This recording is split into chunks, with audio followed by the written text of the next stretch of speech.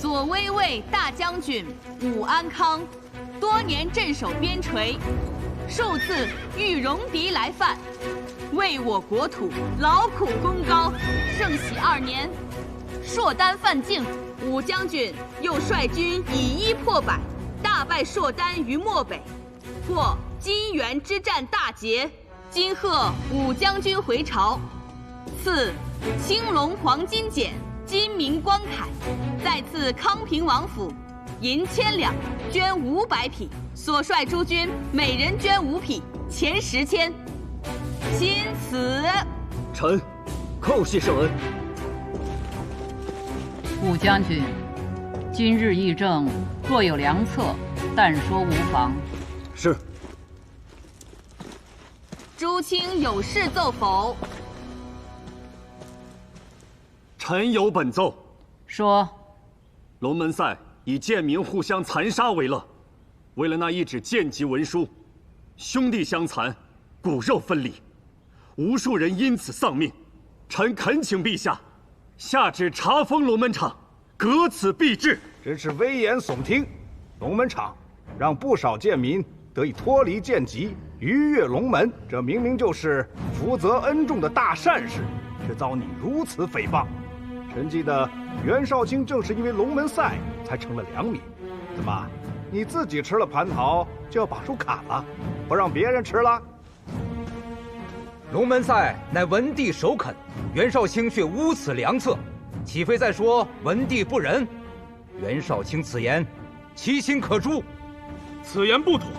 龙门赛本意的确是给贱民翻身的机会，但仅让贱民以相扑之术比试，不得伤筋动骨。后来某些人暗将龙门场变成草菅人命的赌博之地。袁绍卿所奏是实情，你们却屡屡攀扯文帝，此心难道不可诛吗？李氏哪有毫发无损的道理？别有用心之人一番夸大其词，便欲毁此良策，岂不可笑？梅阁老，你怎么看？这一朝有一朝的天子，也有一朝之治。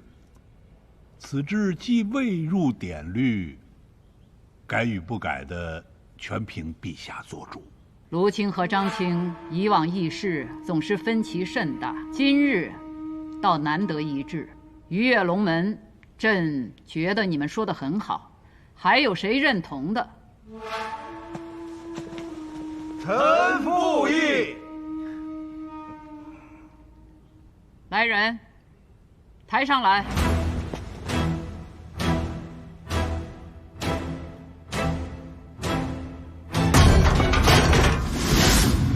既然此志这么好，朕也打算学学。你们二位就当着群臣的面，在这笼子里面给我打上一架。谁赢了，朕就把右相之位给他，可好？陛下息怒。什么延庆方不详？这么多人请朕莫去，你们到底怕什么？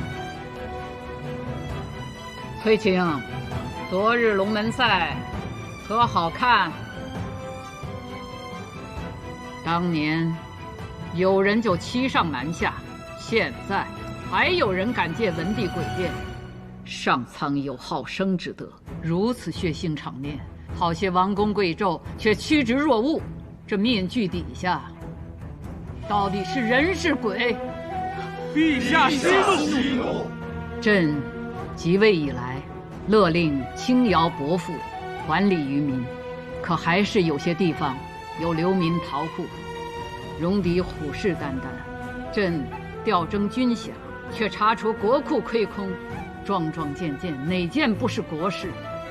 有些人仗着自己祖上阴德，尸位素餐，不想着如何安民立国，却为维护龙门场这种以人命为乐之所而锱铢必较。崔毅，臣在。你身为刑部侍郎，一经还未进京就查出你让门客占人田地，干徇私枉法之事，你可对得起你这身上的官服？臣跪对圣恩，万死难赎。国陛下，不要因臣的罪过伤了龙体。陛下，陛下！传圣谕，自今日起，严禁任何人以逼迫、利诱等手段让贱民相搏，若有违者，杖80，流3000里。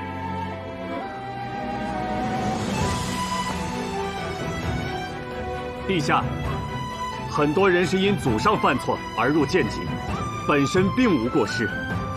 臣恳请陛下，让2代以上的贱民能以文相拼，以笔相视，择优者除去贱籍。万万不可！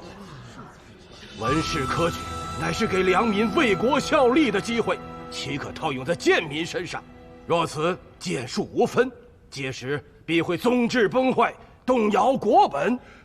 李老说的有道理，袁绍卿爱民之心是好，但是如此改制，恐怕过犹不及。梅阁老、李老言之有理，此事不必在意了。元清，起身吧。是。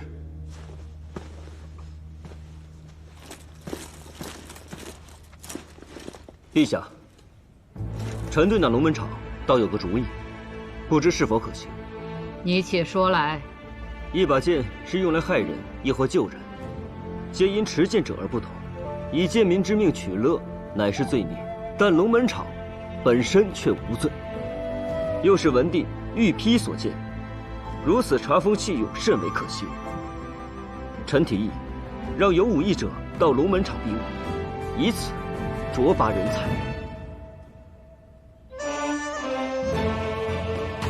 真是常年带兵的良将，你这提议与朕想设立武举的想法不谋而合。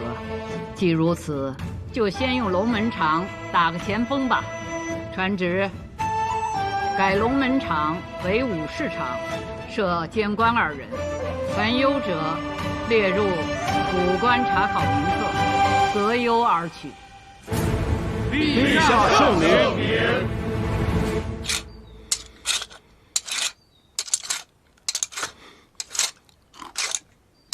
圣上去了龙门场，你帮了袁绍成大忙，他可得好好谢谢你。怎么了？受伤了？我看看。没有，磨得太用力，扭着手腕了。那你这大惊小怪的，要把人吓死啊！就扭了一下手腕，叫这么大声，你也太怕疼了吧你！现在想想，也不知道某人在牢里是怎么过来的。换了我呀，早就什么都招了。听到了吗？可别让彩莲挑大梁，他一上刑啊，就全都招了。说什么呢你？那彩莲啊，最近是不是有什么心事啊？哎呀，有什么事就跟我们说。没有。你不说我就猜了啊。和我们有关？不是啊，那是跟别的女人有关。那是跟男人有关。男人？哪个臭男人敢欺负你啊？不是欺负，我直接告诉你们吧。袁绍成的那个下属，叫顾文宇那个，喜欢我。这是好事儿啊。那你喜欢他吗？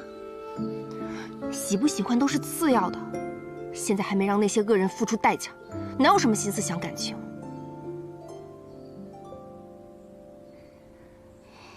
顾文宇一直跟着袁绍成，看得出来做事认真周到，是个踏实的人。这仇要报呢，但生活也得继续。我们这辈子不能只为复仇而活。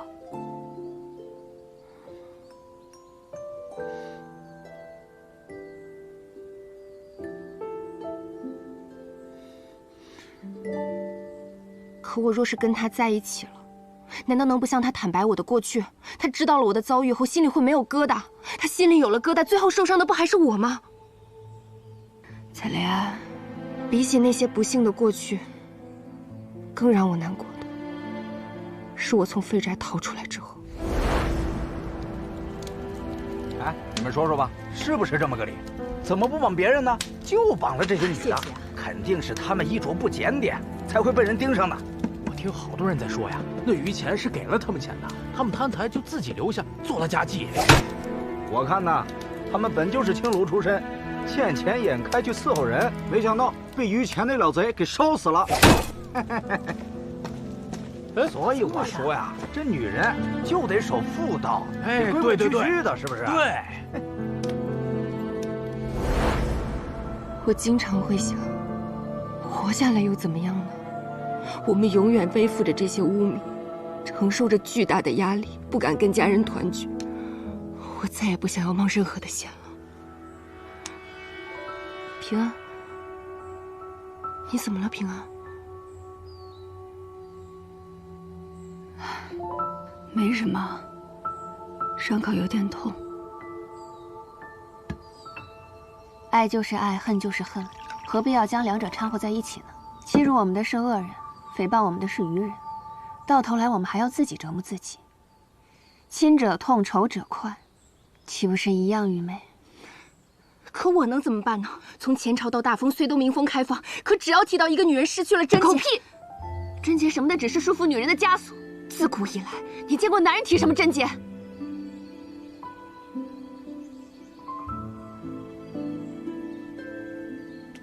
你可有给顾文宇答复？去见他一面吧。要说些什么，是接受还是拒绝，选择都在你。但至少，你不能逃避，要敢于直面自己的内心。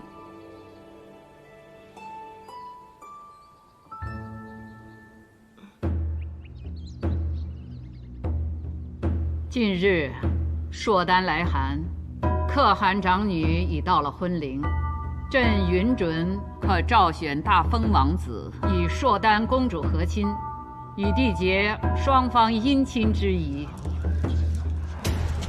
陛下，自古以来，只有公主和亲，还从未有以王子和亲的先例。若我朝以堂堂男儿和亲，必会留为笑柄，望陛下三思啊！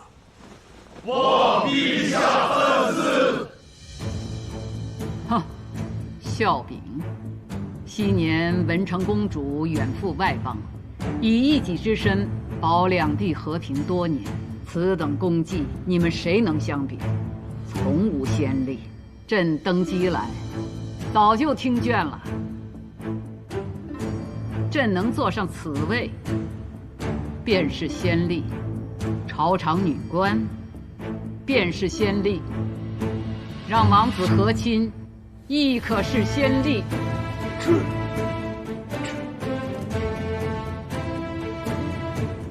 安康，你怎么看？回陛下，臣以为，不论是公主还是王子，以一己换百姓安、士兵回，都不输于将帅之誉，皆乃我大封之荣耀。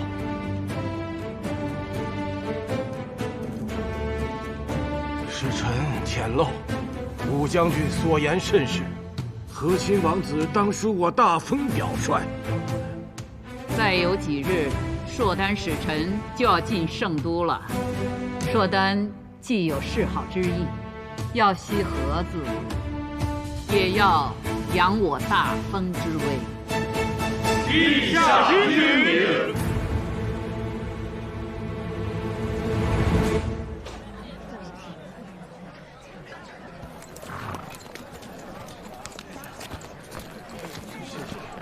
前面粥棚上的李字，看着来头不小啊。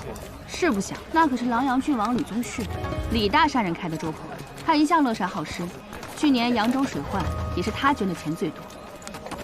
不过依我看啊，他做这些无非是为了替李氏收买人心。不论他是何用意，只要能做利民之举，便是好事。今日朝堂之上，那个袁绍成，我记得他曾经只是个小官，怎么忽然就官至少卿了？凭他的出身，能做到今日这个位置上，自然少不了趋炎附势、攀附权贵啊。像他这样的，在圣都可不少。如此看来，这最黑暗的地方，并非是战场，反而是这繁华之地啊。兄长好不容易能回京享享福，怎么心情如此沉重？我此番回来，不是为了享福，而是来讨债的。哦，讨谁的债？5年前的汴州仓司使，现如今的户部度支司主事徐清。他呀，那我就知道你要讨的是什么债了。今日在大殿上，怎么没有见到父亲？哦，父亲近来染了暑热，一直在病中，这2日才好了许多。知道你今日入京，他一早就命人洒扫府中上下，就等着你回去呢。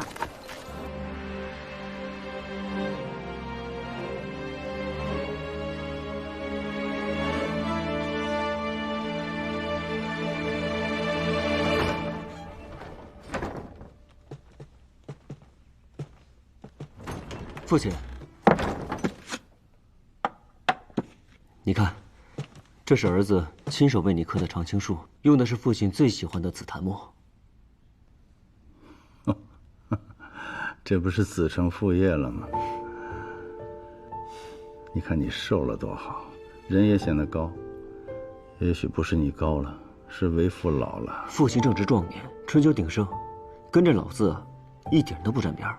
木雕需要耐性，就是要克服掉这从小爱动的毛病，还不错，这手艺大有长进。我打小就看着父亲刻木雕，耳濡目染之下，也学习到了一些皮毛。贤儿，你兄长送你什么好东西了？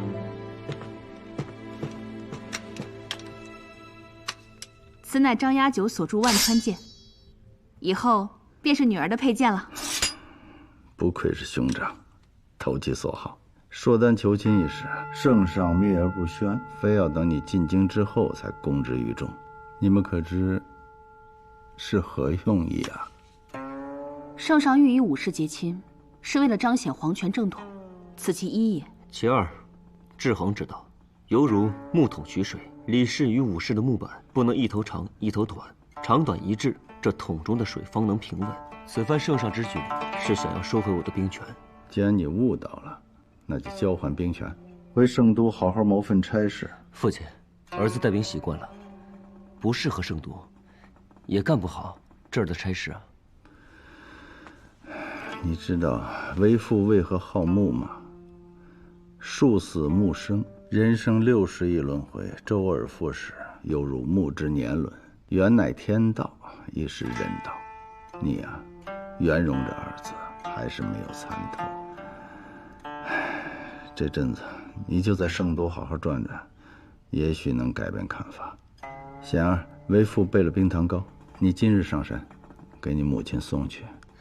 女儿还有事，冰糖糕我差下人去送。父亲大病初愈，我跟兄长就不多打扰了。行。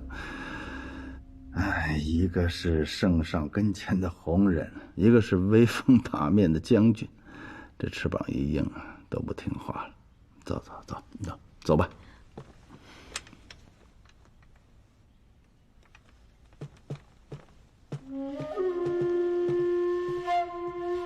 兄长这一回来，府里就收了10几张请帖。不过我猜兄长一家也不会去，不如夜里我为兄长接风，顺便为你引荐一位有趣之人。能被你称作有趣之人的可不多见，不知这个人何趣之有啊？他呀，被人称作巫医，前段时间出了一桩悬案。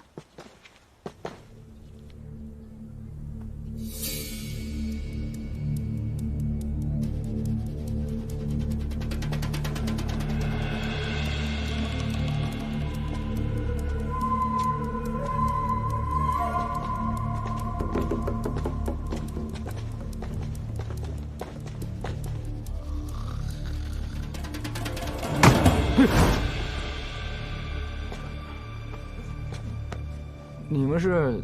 这位是大理寺少卿，要看卷宗。你们要看哪年的卷宗？昭丰2年，御史案。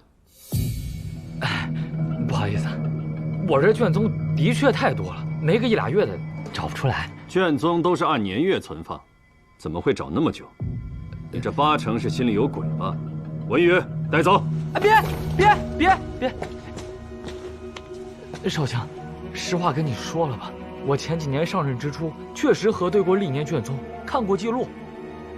御史案之后，这卷宗啊，就被当时升任的吏部侍郎海宜平海公给调走了，最后卷宗也没还回来。这其中缘由，我也不敢问呢。少问少想是智慧嘛。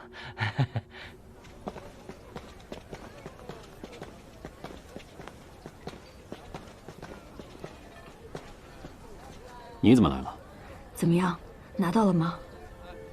那书里看库没几年，卷宗没找到，也没有查到任何调阅的记录。此人谨慎狡猾，会对卷宗下手，并不让人意外，反而更让我确认，卷宗记录的内容必有蹊跷。对了，龙门场的事情，谢谢了。撤了。少卿，你为什么不告诉他是海尚书拿走了卷宗？是不想让他对付海公，和你站在对立面吗？不是因为这个，是时候还不到。我要利用美党，抗衡吕氏一脉，扰乱严家之事尚未查明，不能让他乱了我的布局。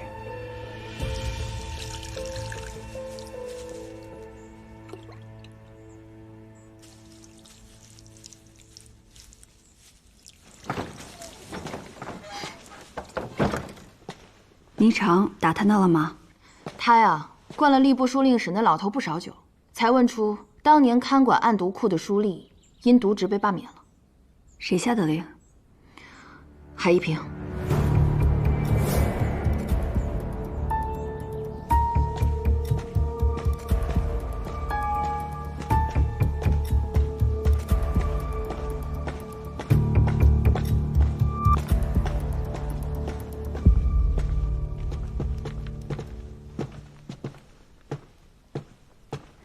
海公，哦，叶信使来了。叶信使的身体可好些了？老海公惦记，已经恢复的差不多了。在屋里闷久了，出来走走，也想看看海燕的情况。没想到你刚任使职，就有人在背后陷害你。此人是何目的？难道是记恨你对付度量？想来是跟度量有交情的人所为。好在这样一来，此人若再对我下手，也必然会引起圣上的注意。我今日诊治还需与海燕独处，时间会稍长。海公若信得过我，叶信使，把海燕交给你，我10000个放心。有什么需要，尽管吩咐。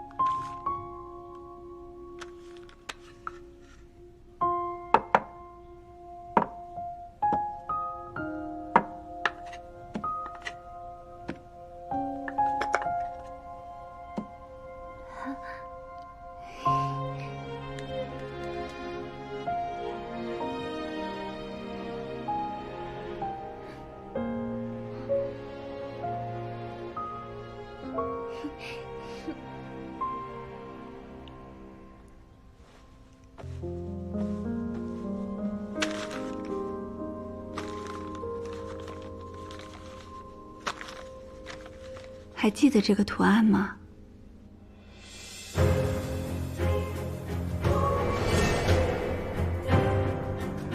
上次你画在那名女子的手臂上，她是你阿兄带回来的吗？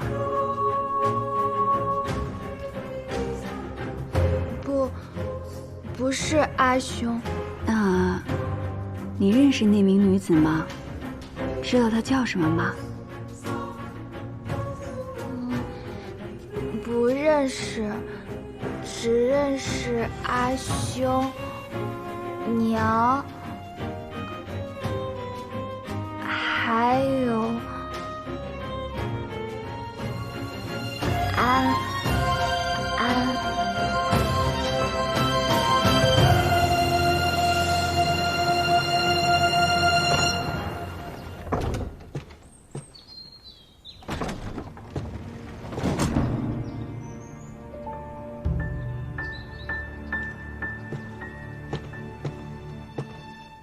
小贪吃鬼呀，快来，快再吃点啊！吃饱了是吧？娘。哎，叶信义来了。哦，人在哪儿呢？还不赶快请进来？他往后院去了。那老身去看看他。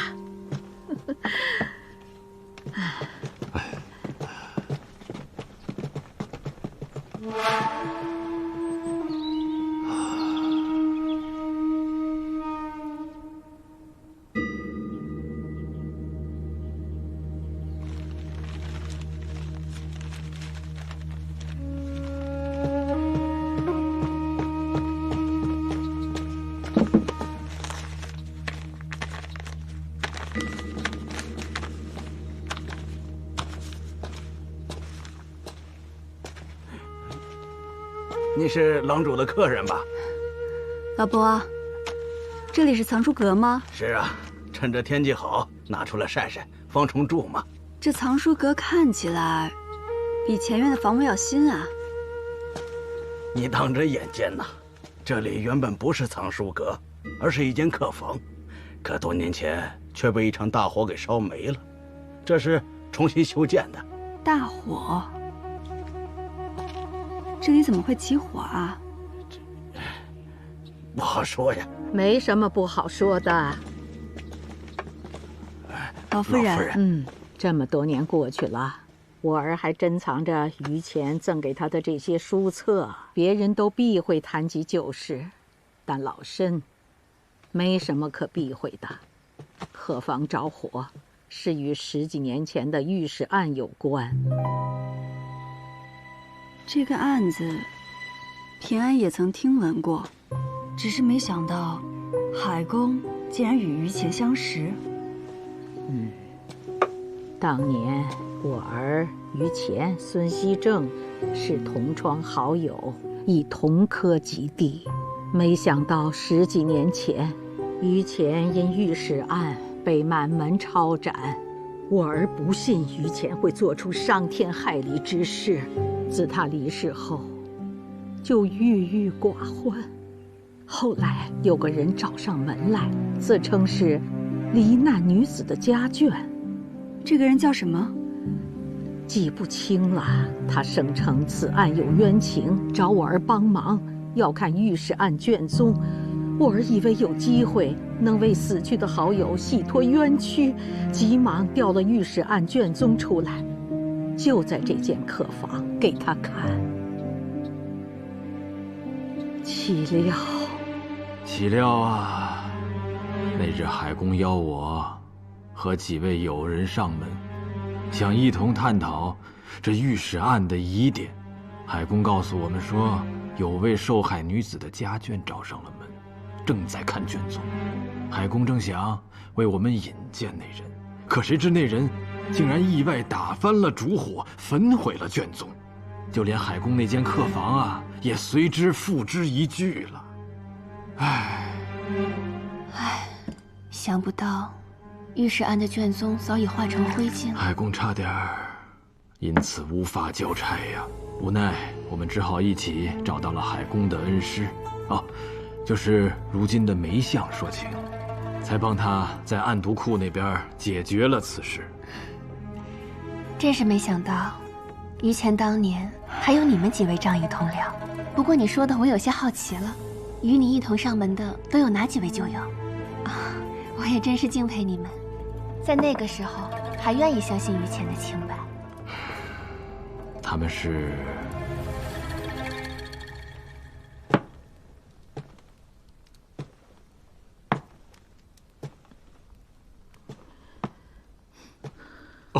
娘，您怎么来了？叶心怡走了。来，坐会儿吧，娘。娘，您这是怎么了？方才在后院，我看到当年于谦送你的书册，睹物思人，每每想起他，为娘这心里就堵得慌。当年你将升迁侍郎，于谦蒙冤狱中，写信托人带给你。当时你不在府中，我就先收下了那封信。我就知道他是被冤枉的，儿啊，于谦已将他全家的性命和清白都寄托于你了，你务必想办法救他呀！娘，您放心吧，于谦与儿是挚友，我一定想尽办法相救。可怜呐，他是那么的刚正不阿，是个清正廉洁的好官呐，终究还是含恨而终。娘，往事已过，您也莫要再因此伤怀了，身体重要。儿送您回去歇着吧。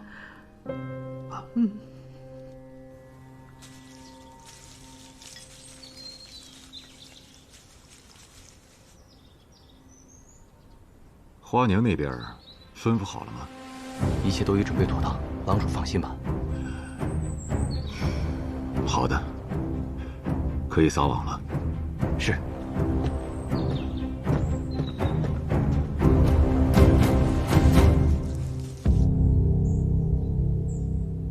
除了孙熙正以外，其他目睹卷宗被烧的人，他们所说也都一致。海夷平确实是于谦多年的挚友，甚至在御史案之后，还为于谦说过好话。我看，那个纵火的人根本不是什么受害者家眷，找了这么多年，最后连卷宗的线索也要断了。丹心，我知道，你一直想为愚公洗清冤屈，我们已经努力这么久了，现在更要沉得住气。我不是不明白，我只是为愚公惋惜。他本已官至侍郎，可就因为为民请命得罪了高官，才从侍郎又被贬至了八品。如此刚正不阿之人，最后还是栽在了小人手上。若当官的都想于钱，这世间得少多少冤案啊！要让愚公这样的人能安心做事，就得需要我这种不择手段之人，先为他扫清障碍。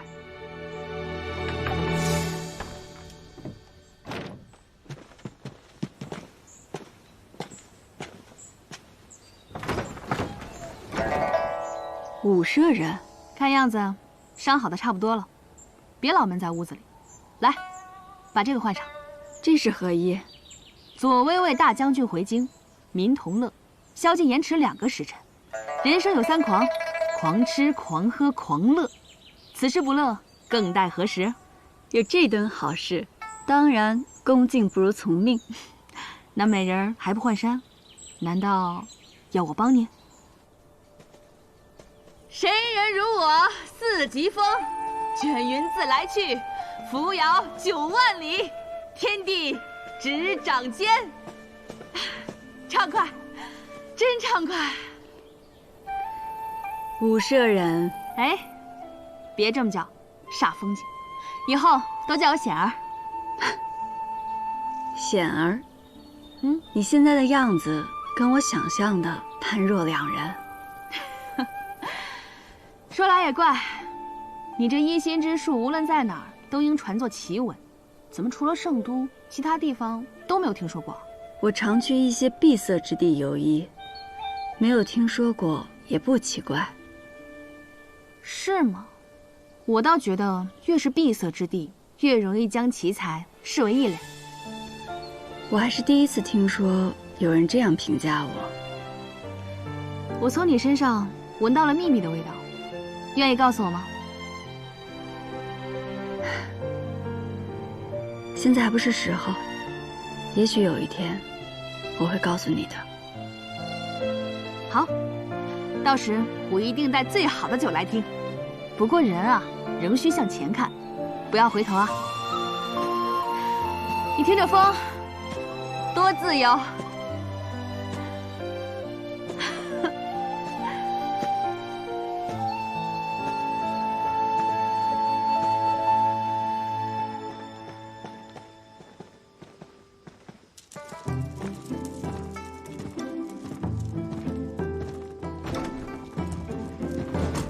怎么样，这万国香，今日我全包了。不愧是武舍人，出手就是阔气。这是还有客人？他一会儿就到。花娘，来了来了，快点啊！哎呀，让武舍人久等了。这啊，是我们万国香最善琵琶的歌姬，名唤霓裳。美人如玉，真叫人挪不开眼啊！两位贵客，今日想听首什么曲儿啊？平安，你是客人，你来选吧。客随主便。我看两位贵客气宇不凡，那今日就来一曲《木兰辞》吧。好，这首我喜欢。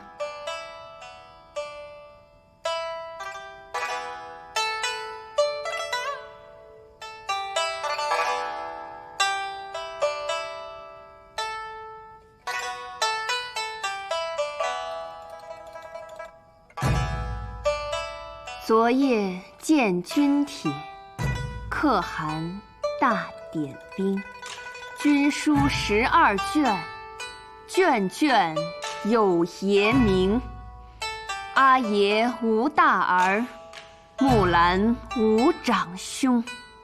愿为市鞍马，从此替爷征。东市买骏马，西市买鞍鞯，南市买辔头，北市买长鞭。但辞爷娘去，暮宿黄河边。不闻爷娘唤女声，但闻黄河流水云间间。好，平安。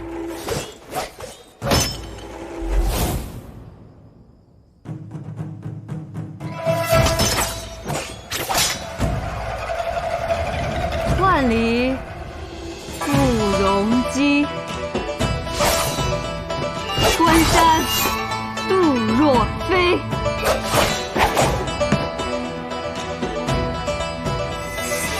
朔气传金魄，寒光照铁衣。将军百战死，壮士10年归。归来见天子，天子坐明堂。好。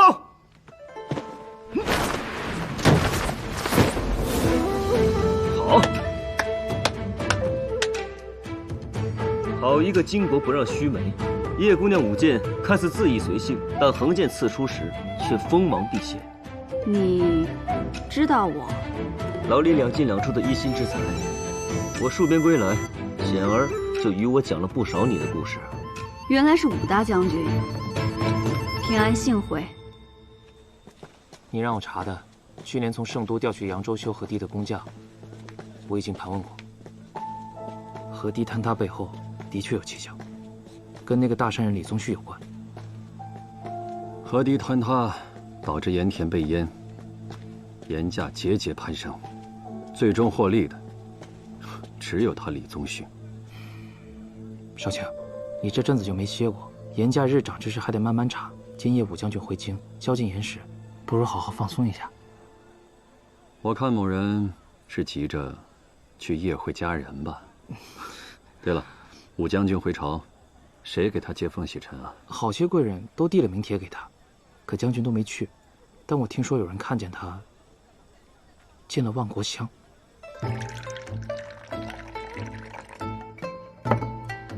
兄长乃常胜将军，守卫边境，保我家国平安。难得回京，今夜这酒可得喝个痛快。不如叶姑娘一起吧。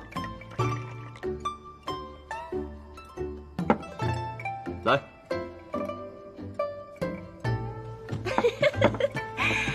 ，3位贵客啊，我万国乡近日新来了一名舞姬，舞姿卓绝，连武舍人也未曾见过。今日既然为大将军接风，不如把他唤来一舞可好？没见过的，那倒是新鲜。我现在就去把他唤来。为武将军接风洗尘，这热闹怎少得了我呀？袁绍卿这5年在圣都养尊处优，这面色看上去可比当年在军营好上不少。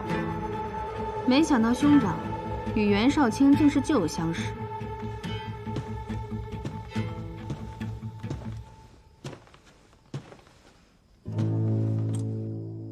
这万国乡的佳酿，可是你在边塞根本尝不到的。来，这些年万国乡的酒，怕是把袁绍卿的骨头都给泡软。也是，酒不喝，官路不亨通啊。说到这官路亨通，在下自然不及叶新使。长新使能与2位结交，这攀高枝的本事，自然了得。我知道，袁绍卿看我最不顺眼，但也没必要挤兑我啊。今夜我好歹是客，你可是不请自来啊！各位贵客久等了，快点！来，给诸位贵客介绍一下自己。妾身名唤离歌，善胡舞、长袖舞、绿腰舞、鹧鸪舞，不知诸位贵客想看什么？百军旗鼓狼城破，犹记军前鹧鸪舞。就来鹧鸪舞吧。鹧鸪舞好，鹧鸪舞好啊！诸位啊，可要好好欣赏。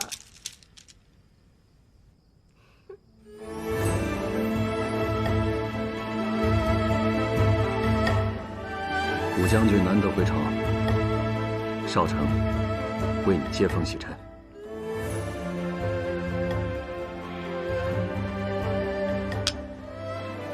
这万国香的酒也没那么好喝。明日武士场，你我在会上约会。好，你既有邀，我怎能不去？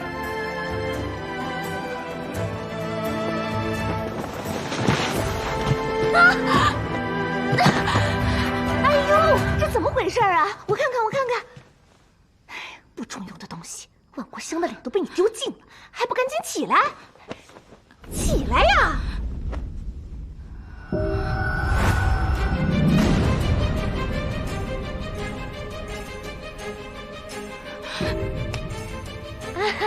还不赶紧起来给各位赔礼！快点儿！还不快给各位贵客赔不是？是我不好，我向诸位赔罪。你先送他回去吧。我的错，我的错。